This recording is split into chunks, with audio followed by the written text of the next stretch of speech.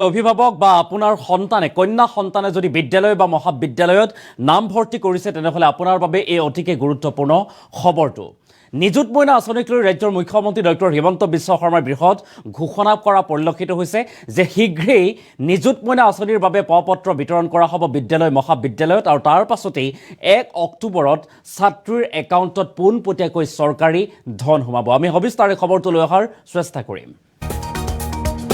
ৰাজ্যত লাখ লাখ ছাত্ৰীক বিনামূলীয়া নামভৰ্তি ধন প্ৰদানৰ দিন ঘোষণা কৰা হৈছে। মুখ্যমন্ত্ৰীগৰাকীয়ে কৰিছে এই বৃহৎ ঘোষণা। 16 আগষ্টৰ পৰা বিদ্যালয় মহাবিদ্যালয়ত বিতৰণ কৰা হ'ব নিযুত মইনা আঁচনিৰ পত্ৰ। 10 আৰু 12 ছেপ্টেম্বৰৰ ভিতৰত পত্ৰ জমা দিব লাগিব ছাত্ৰীসকলে। 10ৰ পৰা 12 ছেপ্টেম্বৰৰ ভিতৰত জমা দিব লাগিব পত্ৰ আৰু 1 অক্টোবৰত নিযুত মইনা আঁচনিৰ ধন সোমাব ছাত্ৰীৰ একাউণ্টত। পোনপটীয়াকৈ চৰকাৰে জমা কৰি দিব আৰু যদি সেই বিবাহপাশত আবদ্ধ হয় তেনেহলে সেই ছাত্ৰীয়ে নাপাব নিযুত মইনাৰ আঁচনিৰ ধন। আৰু নতুনকৈ নামভৰ্তি কৰা বিদ্যালয় মহাবিদ্যালয় বিশ্ববিদ্যালয়ৰ ছাত্ৰীয়ে লাভ কৰিব এই ধন। সামাজিক মাধ্যমত লাখ লাখ ছাত্ৰীলৈ এই সুখবৰ দিছে মুখ্যমন্ত্ৰী ডক্টৰ হিমন্ত বিশ্ব শৰ্মাই।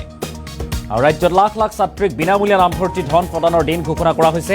মুখ্যমন্ত্ৰী ডক্টৰ হিমন্ত বিশ্ব শৰ্মাই কৰিছে এই বৃহৎ ঘোষণা যে লাখ লাখ ছাত্ৰীৰ একাউণ্টত সোমাব চৰকাৰী ধন। নিযুত মইনা আঁচনিৰ পত্ৰ বিতৰণ কৰা হ'ব, অৰ্থাৎ শীঘ্ৰে বিতৰণ কৰা হ'ব। 16 আগষ্টৰ পৰা বিতৰণ কৰা হ'ব।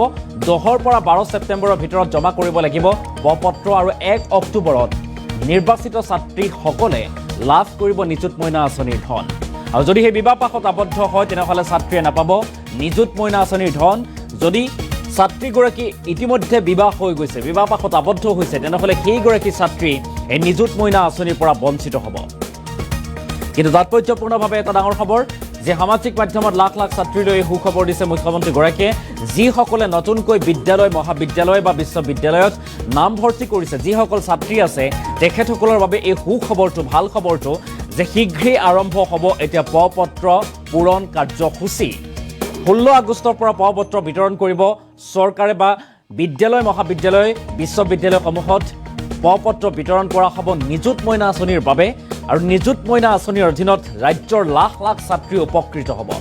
যিসকল ছাত্ৰীয়ে বিদ্যালয়ত বা বিশ্ববিদ্যালয় মহাবিদ্যালয়ত নামভৰ্তি কৰিব তেখেতসকলে আবেদন কৰিব পাৰিব। 16 আগষ্টত পত্ৰ সংগ্ৰহ কৰিব লাগিব আৰু তাৰ পাছতে 10ৰ পৰা 12 ছেপ্টেম্বৰৰ ভিতৰত জমা দিব লাগিব। 10ৰ পৰা 12 ছেপ্টেম্বৰৰ ভিতৰত জমা দিব লাগিব ফিল আপ কৰি পত্ৰসমূহ আৰু তাৰ পাছতেই 1 অক্টোবৰত পোনপটীয়াকৈ জমা হ'ব লাখ লাখ ছাত্ৰীৰ একাউণ্টত চৰকাৰী ধন। নিযুত মইনা আঁচনিৰ পত্ৰ বিতৰণ কৰা হ'ব, আৰম্ভ হ'ব শীঘ্ৰেই। আৰু তাৰ বাবে এনেদৰে এতিয়া মুখ্যমন্ত্ৰী ডক্টৰ হিমন্ত বিশ্ব শৰ্মাই নতুন দিল্লীৰ পৰা সামাজিক মাধ্যম যোগে জনাইছে এই কথা, য'ত কৈছে মুখ্যমন্ত্ৰীগৰাকীয়ে যে 1ৰ পৰা 12 ছেপ্টেম্বৰৰ ভিতৰত পত্ৰ জমা দিব লাগিব ছাত্ৰীসকলে।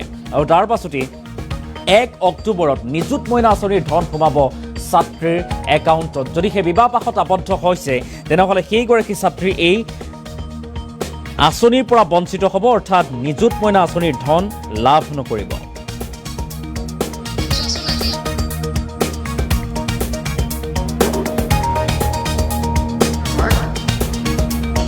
অহা 16 আগষ্টৰ পৰা আমি অসমৰ মহাবিদ্যালয়, উচ্চতৰ মাধ্যমিক বিদ্যালয় আৰু বিশ্ববিদ্যালয়সমূহত নিযুত মইনাৰ পত্ৰ বিতৰণৰ কাম আৰম্ভ কৰিম।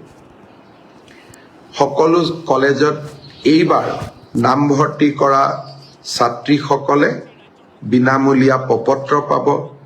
এই পত্ৰসমূহ পূৰণ কৰি তেওঁলোকে আমাক 10 বা 12 ছেপ্টেম্বৰৰ ভিতৰত পত্ৰসমূহ উভতাই দিব।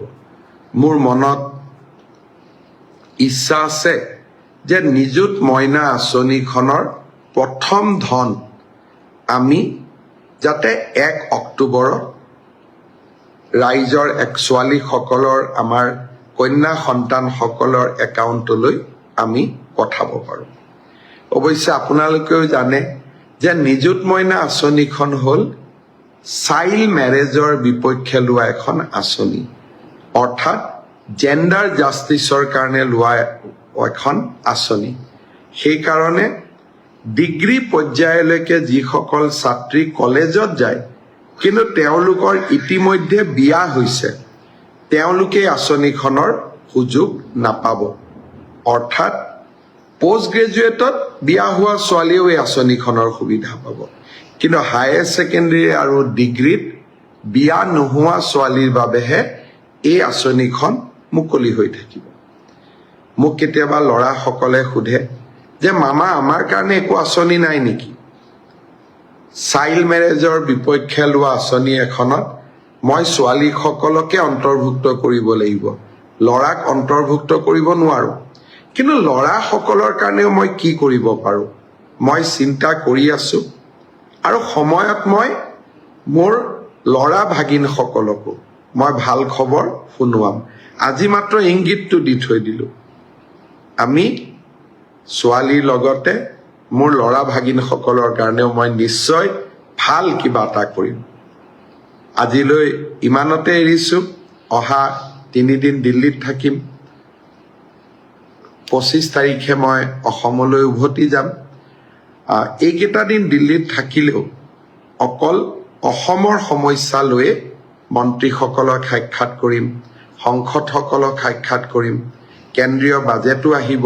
ইয়াৰ মাজতে মই ভাবোঁ যে 25 তাৰিখে অসমলৈ যেতিয়া ঘূৰি যাম, 26 তাৰিখেতো চৰাইদেউ মৈদামক লৈ ভাল খবৰটো পামেই, আৰু ভাল খবৰ যাতে আপোনালোকক দিব পাৰোঁ। বহুত বহুত ধন্যবাদ।